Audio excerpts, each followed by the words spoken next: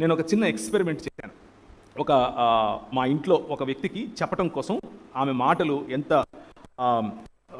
Dangerous ఉంటాయి అని చెప్పడం కోసం ఒక చిన్న మొక్క, తులసి మొక్క పెట్టుకుంటారు కదా ఇంట్లో, అలాంటిది తీసుకుని వచ్చి మా ఇంట్లో బాల్కనీలో పెట్టాను. బాల్కనీలో పెట్టి ప్రతిరోజు దానికి నీళ్లు పోసే సమయంలో దాన్ని తిట్టమని చెప్పాను. జాగ్రత్తగా వినండి. దానికి నెగిటివ్ మాటలు, దాన్ని తిడుతూ తిడుతూ తిడుతూ నెగిటివ్గా మాట్లాడుతూ ఉండమని చెప్పాను. అలా చేశారు. ఎప్పుడు ఎలా మిగిలిన మొక్కలకు నీళ్ళు ఎలా పోస్తారో దానికి అలాగే పోశారు.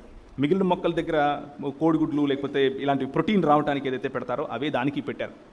కానీ చూసిన ప్రతిసారి తిడుతూ, చీదరించుకుంటూ, దుర్భాషలాడుతూ, నెగిటివ్గా మాట్లాడుతూ ఆ చెట్టుకు చేశారు. 1 నెలన్నర తర్వాత అది చచ్చిపోయింది.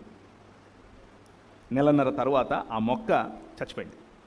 సో ఎందుకు ఈ మాటలు చెప్తున్నాను అనంటే, మాట అన్నది అంత స్ట్రాంగ్, అంత బలమైంది. ఆ బలమైన మాట మన హృదయాలను నిర్మించగలదు, లేకపోతే మన హృదయాలను నిర్వీర్యం కూడా చేయగలదు. దేవుని మాట నిర్మించే మాట, దేవుని మాట కలుగజేసే మాట, దేవుని మాట కట్టే మాట, దేవుని మాట ఈ లోక మర్యాదను కూలుస్తుంది, ఈ లోకంలో మంచిని నిర్మిస్తుంది.